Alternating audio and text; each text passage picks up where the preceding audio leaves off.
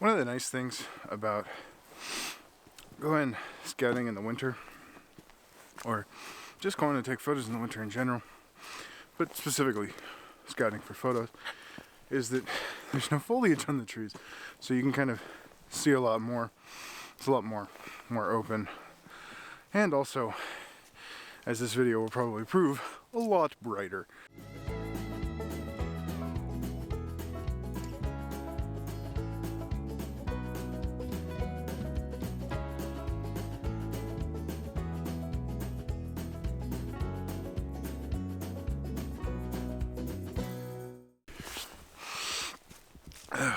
Okay, so today we are out at Red River Gorge, specifically on the Gray's Arch Trail. I'm just going out to the arch and coming back. There is a longer version of the trail that you can do, but as may be obvious, I haven't recorded in a couple weeks, so you know, just something nice and simple to get back into it. Trail's not super difficult.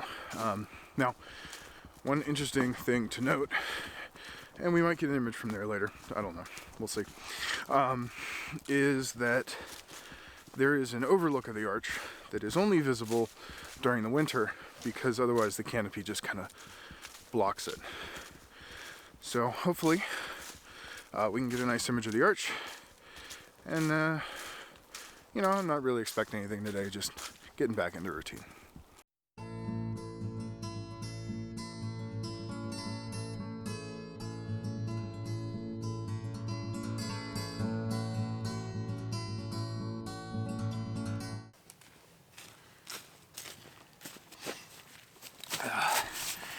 Nice first day for a hike.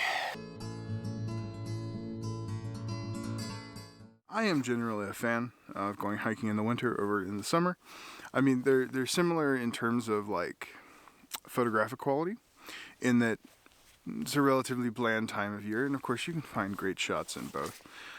Winter does have the advantage that it does snow in winter, and snow makes just everything look pretty. Also may require you to use a polarizer, if we're being honest. Anyway, but the nice thing is that because it's cold, no one comes out. So you kind of have the trail and nature pretty much all to yourself. It makes recording videos a lot easier, and it means that people won't get in your shot unless you invite them along. Typically.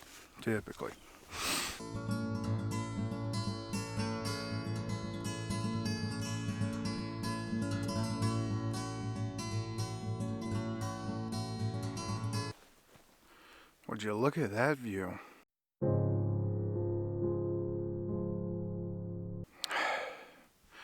Well, let's see if we can get a photo.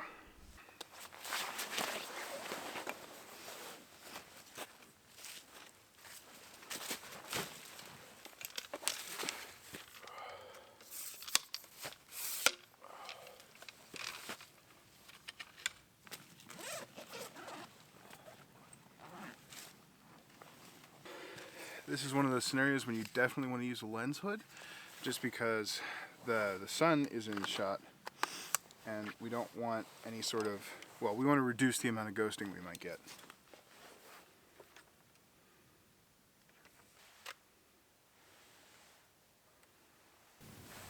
Now this is going to be a perfect candidate for using an HDR merge.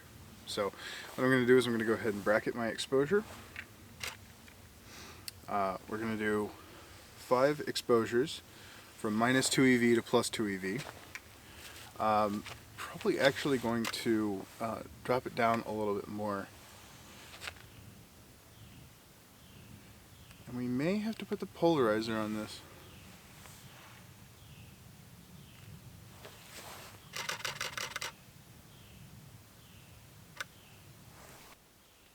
Okay, I think that might make a decent image, but we're gonna have to wait until we get the merge done.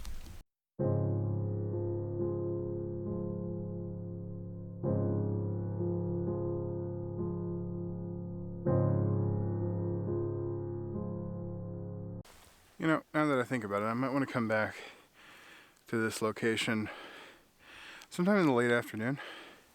Might be a little bit busier then, unfortunately, and you know, I'm kind of an early bird, let's be honest. But you know, with the sun on the opposite side of the sky, it might light up the arch real nice. Who knows? I know there's only one way to find out, but we're not finding that out today. So let's press on.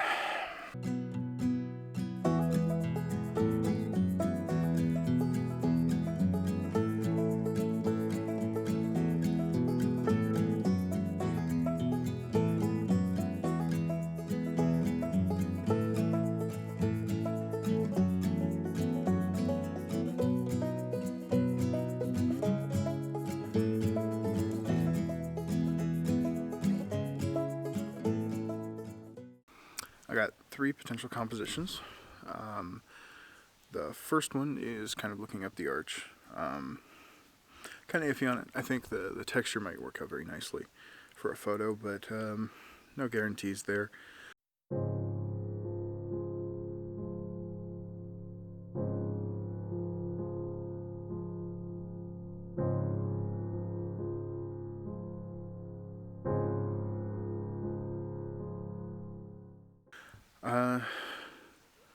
The second one is, there's a little, hesitate to call it a cave, I'll call it an alcove, in the side of the arch, and yeah, there's a nice leading line to it. Don't think I got anything for that. And then finally, closer to the alcove, there's actually a few vines or something that have some red leaves, so kind of a nice intimate scene, and I couldn't decide whether I should be focusing on the cave and on the alcove or focusing on the leaves, so I took both, and I don't think I'll do a focus stack necessarily, but pick one or the other. I think probably focusing on the leaves.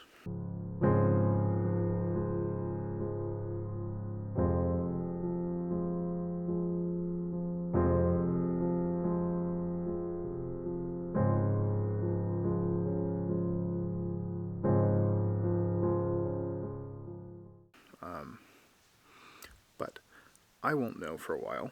You, however, will know pretty much instantly.